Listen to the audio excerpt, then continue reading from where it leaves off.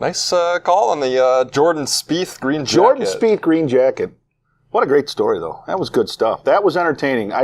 Normally golf on TV bores me to tears, but I was riveted for all 5 hours on Sunday. That was good stuff. Even though he was running away with it, huh? Yeah, because there was always a chance. A couple of hiccups he had, but every time he did, he bounced back with a bird on the next hole. And I think more than anything, just the fact that Tiger was able to break his hand but pop it back into place was just an extraordinary story. And what a way to finish for Tiger. Well, it's probably the only thing you've got right on this show so far. So I felt I probably had to congratulate you. As for this week, we'll send out some kudos to some hockey around here. A couple different local stories going on with that. And touch on the Bucks and the upcoming NBA playoffs. Where playoff-bound Bucks. The new logo-bound Milwaukee Bucks and their 3 new logos, and wrap it up with some preps. Yep, spring sports kind of ramping up into full gear. Yes, or almost there, at least. Thursday, there's like 9,000 things going on. So, all that and more coming up on this week's episode of Extra Points.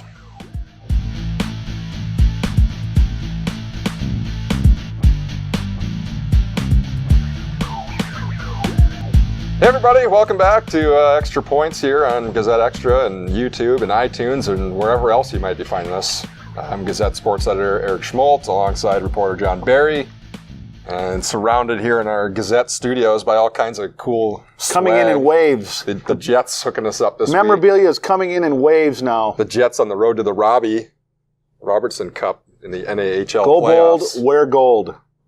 Close enough. Okay. All right. They started off 2-0 against the Michigan Warriors. They got to win one more game, probably on the road at Michigan. Otherwise, they'll be back here for Game 5. But I don't see that happening. But I would hope not. That's a lot of bus rides. If they can pull that series off, that's first of what they need to win 4 to get to the Robertson Cup. They also gave us this nice lefty hockey stick here, yes, that we're going to use to cross-check you later. Sweet.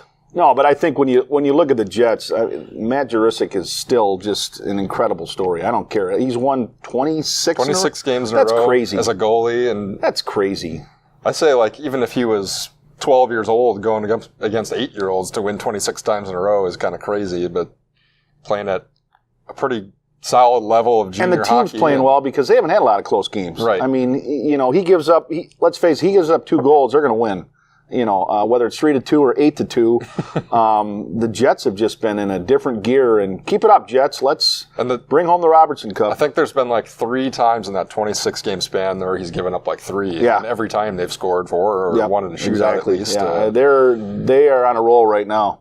Yeah, they'll go to Michigan Friday and Saturday night. Well, if Friday, they get it done Friday, they'll just turn around and come right back home. Yep. And they've beaten Michigan 10 out of 10 times this year and outscored them literally 60 to. You just hope 20. Michigan doesn't get chippy, that the Warriors don't, turn into Warriors and start acting like goons and, scrapping. And I think it got away from a little bit. You were there on Friday night. It sounds like they got some penalties in that third period and things got a little chippy. It was just the one penalty, and then they scored 4 times in a 5-minute power play. Which is good. Anytime you can convert 4 times in a 5-minute stretch, that's pretty good. But it got a little chippy then against Saturday, so you're right. They got to make sure they keep everybody healthy. Keep it clean, Warriors. Keep it clean. Move everybody forward. But, yeah, you also, if you look through the box scores, you see all kinds of different people scoring. That's how you know a team's really good, is you're not just counting on one top line or something. I mean, they can send out many different lines, many different power play looks, and they just get the job. It's been impressive. I don't care. It's a great story that you hope just continues on. They would be back home, I think, not this weekend then, but the next for the division finals. Round 2. Got to get there first. I think they will, but let's take it one step at a time. One series at a time. We got to watch a former Jet as well play at the college level on ESPNU all weekend long at the Frozen Four. Saucy Rossi, Ross Mauermann. I didn't know that was his nickname. But 2009 Janesville Parker grad, and what can you say? He brings home a national title. Former walk-on at the Rhode Island school, and by the time he's a senior, he's a captain. And I know for Barry Melrose, the analyst from ESPN that's a big hockey guru, Ross was his favorite player. I think he tagged him with the nickname Saucy Rossi, and in about middle of the third period, when Ross took a knee to the back or got some kind of back injury, Melrose said, Saucy Rossi's just not himself. You can tell he's playing hurt, but he was on the ice at the end, and that's how pivotal he was to that team. And Friars' first ever national championship. So kudos to Ross Mauermann. And they weren't even really supposed to be in the No, tournament. they were the last team into the tournament. Pick. Yep.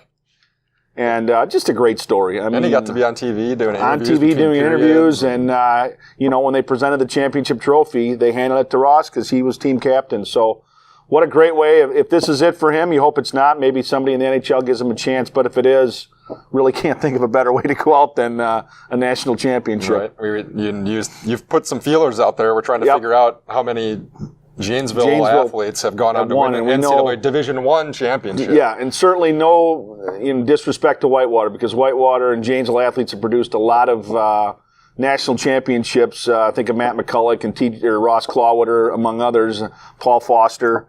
But certainly, at the Division I level, the only other one that we're aware of was Steve Neese, former Janesville Craig football player, picked up one at Notre Dame in the early 70s. And you can feel free to leave us a yes, comment. If let us anybody know else knows of any other Janesville athletes that have won Division I titles at any level, whatever sport, we don't care. We're just trying to update our history book, so to speak. Yeah, it would be nice to just it would be nice. It would be, yes. That. So, other swag we got here.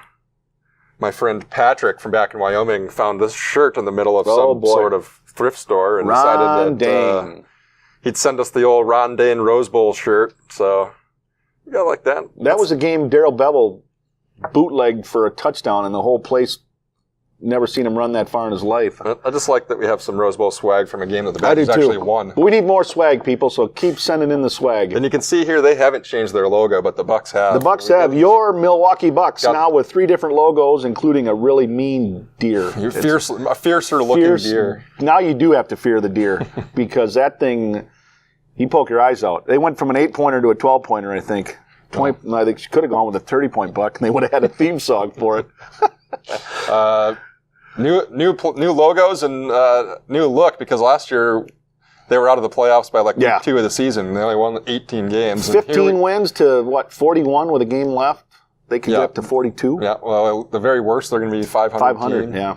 We'll find out, I think, Wednesday night, and then we'll figure out who they get in the playoffs. We're still waiting, at least as of the time that we filmed this. They were going to either play Toronto or Chicago, depending on... Hope it's Toronto. Yeah. I mean, if you're going to be in the playoffs, because they're in the playoffs and not going to be a lottery pick where we would have had a chance to maybe get a really, really good player, which would have been a nice addition to that lineup. Let's play a little. Let's play. And I think certainly they match up better with Toronto than they do with the Bulls. The Bulls have beaten them, I think, 9 out of the last 10 times. And now Derrick Rose is back. And, that's not a good matchup for the Bucks. Whereas Toronto, I think they can play with them. And certainly I think right now for the Bucks, the key going forward is Michael Carter-Williams. I think he's finally started to get comfortable in his role. Good, yeah. And, a guy that I don't think was happy to leave Philly. I think he was pretty entrenched there and felt like that's where he was going to be. And now that he's here and he's acclimated and kids, working with him, I think he realizes that this is a good fit for him and he's playing like it. Yeah, between him and the Greek Freak. Giannis is crazy good. Man, he had a couple of dunks last night that were not right. No human should be able to do that. We will. I would like to see them selfishly play the Raptors because I might go over and see a Bucks game if I see them on a night off, and I imagine that between ticket prices or whatever else, it would be a lot easier to get a ticket to a Raptors game than a Bulls game. Bulls game, I would agree. Yes. And I think they can beat Toronto. The Bulls would probably. Is it best of 5 the first series or best of 7? I guess we should probably do that before we bring it up next time. We haven't really had to pay attention much to the NBA. Like I say, I could think if it's the Bulls, I could see the Bucks winning 1 game and Chicago winning the others to advance. Whereas with Toronto, it could come down to, I want to say it's 7 games, but if it's not Game 5, Game 7, whatever it is, I would think the Bucks could have a chance to win that series. I don't know if they'll win either, but I mean, just to get these young guys, those 2 that we talked about. Jabari's ahead of schedule as far as rehab, so just to get it's a bright future. Just to get them around the playoffs, to get a feel for what that would be like, because you would think that now that they get here when they're so young that they're going to get back there time and time again. And $1 billion arena that I'm sure they're going to ask me to help design, which no problem Well, I mean, doing you already that. sent your check to them. I did send my check to them for $250,000, and they're going to put that to good use, yes. Between those two young guys, and then what do you got? Middleton and Ersan and OJ kind of guys. Henson, Giannis, Jabari coming back. They're going to be long and lengthy. But you wouldn't think, at the beginning of the year when you kind of throw those ragtag kind of guys together, but they've last year. Well, and you wouldn't have thought that one guy, Jabari, would have made a difference, and then he gets hurt. So you're basically looking at the same guys, other than they've added, obviously the trade got rid of Brandon Knight, which a lot of people thought, what are you doing? That's your point guard of the future. But I think Kidd and I think the Bucks brass right now know what they're doing, and obviously it's paid off. And, Jason Kidd's not going to win Coach of the Year, but he certainly better be in the top 5, because from the Bucks to go 15 wins to a 500 record is just pretty impressive. We shall see. I think the playoffs will start this week. I think Saturday and Sunday, I would believe, But we can find more on GazetteExtra.com on playoff ready your Milwaukee Bucks and their new logos. Follow along there. As for around here, more locally, we got the spring sports kind of in full swing. Yes. Really, I would say like golf and track are really kind of kicking up in this next week. This is the week. This is the week when everything, you start getting your tennis quads and your golf invites, and certainly soccer, the weather's better, so you won't. Basically, it's the time where everybody that can play is playing, and I think this Thursday, probably our busiest night of the whole academic calendar. But we have had a chance to see some teams, softball and baseball, mostly out in the diamonds. Yes. I guess, what are some early impressions? You've seen Craig and Parker play a couple times, and you watched them play each other the other night. So both teams very solid, and we had talked about getting out of that sectional, one of those two going to state, and I still like the chances of one of those two teams. I think the one surprise for me right now a little bit is not the struggles, but just that Hunter Van Zant's human. After last year with what he did, the Parker left-hander, I think you expected him to just mow everybody down this year. And not that he's pitched bad, but he's already got 2 losses this year. That's more than he had all last year. But he'll bounce back. I know he's working hard and, doing what he needs to do. And I know with Tom Cloweter on that staff helping him out, he'll get things turned around, and he'll still be their ace in the hole. And for Craig, the top of their lineup is really produced. You start with Cox and Spry and Blomgren and Brandt and Nyborg, and those are 5 pretty good hitters. They're going to have to be able to get production out of the bottom half of the order. I know they beat Stoughton yesterday, and again, it was the middle of the order doing the damage. And so as you move forward, you're going to get production, or you have to get production from the bottom of the order. And, softball-wise, the Craig girls suffered their first loss against Madison East, left some runners in scoring position, and ran themselves out of a couple innings. And again, Dan's got a nice mix of a good senior class with some good freshmen and sophomores to go with. And, the Parker girls, a work in progress. A team that they start 6 or 7 freshmen depending on who's pitching. And so let's face it, things aren't going to happen overnight, but I did see some good things against Craig. They've got some good young power hitters and some pitching that as they get older, hopefully will get a little bit better.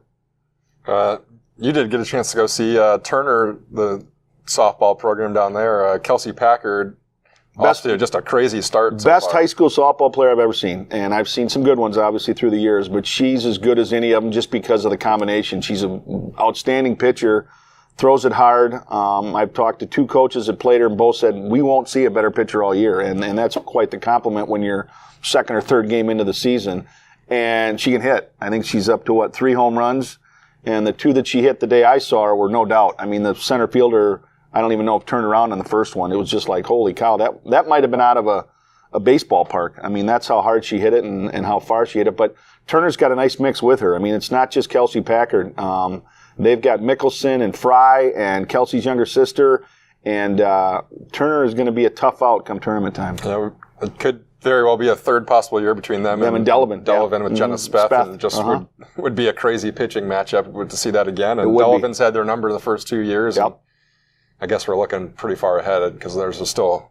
It's a ways off. We're still very early in the season, but they're both off to really great starts. And we'll know a lot more about a lot of the other sports, track, tennis, golf. We'll know a lot more within the next 2 weeks because, like I say, their seasons are just kind of getting untracked, whereas baseball and softball's got a couple of weeks in, and certainly, soccer is one of those sports where teams get hot, you don't know what could happen.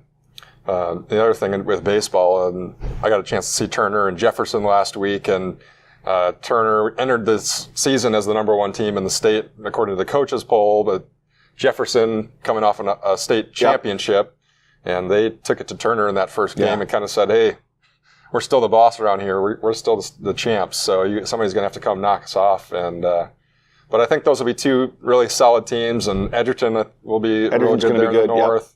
Bigfoot should still be pretty good in the south. There's some good, strong talent, as usual, in the Rock Valley baseball. Well, and what I thought was interesting is the Turner coach. Is it still Bertelsen? No.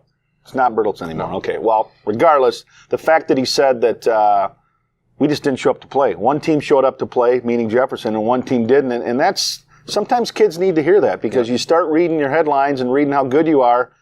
It's still what happens between the white lines, and obviously they didn't bring their A game, and they're going to be a force, no doubt about it. But I thought it was interesting that the coach kind of threw him under the bus and said, "Hey, look, our kids didn't show up. No excuses. And, tip your hat to Jefferson, but they didn't rank us number 1 based on what we did between the lines. They based it on what we got coming back, and obviously you got to go out and produce. So kudos to him for mentioning that." I'll have to check and see the pronunciation. I think it's Close. Close. Okay. Yep. C-L-O-W-E-S. Mm-hmm. Okay. So. You're right. But maybe we don't get pronunciation guides or something. We don't, and we'll probably get it wrong anyways. I've yet to say Giannis's last name. So that's why I just stopped trying. I forget. He's the Greek freak to me. That should probably about wrap things up, I guess. You can still keep sending us some swag. Yes. I don't know. We're going to have to get like a board that we can nail these apply things to. Yes, we can do that, and send bowling balls. Our studio here is always adapting. It is always adapting. Like and when I brought this PED. Once the stadium seating, that's Jose Canseco. Now, is he have all of his fingers there, or is that he hadn't shot the finger off? Okay, yet, all right. Well, that's good, because he'd probably have trouble holding the bat if he had. So, but keep sending stuff in, folks. We'll take it and gladly display it, and can't guarantee you'll get it back, but I doubt you'd send it if you wanted it back anyway. You can check us out on YouTube and iTunes. Leave us a review. Let us know what you think of the show. Follow us on Twitter. You can email us at sports@gazetteextra.com. I'll forward all those complaints to our producer, Andy Ryder. Yes, Andy. It's all his fault. He'll go through them with a fine-tooth comb and realize it. But basically, all the mistakes are on Eric, and all the praise goes to me. So thanks for that, readers and viewers. Yes. We'll just continue that all next week. Yes. See you right back here next week. Take care, everybody. Go Crew.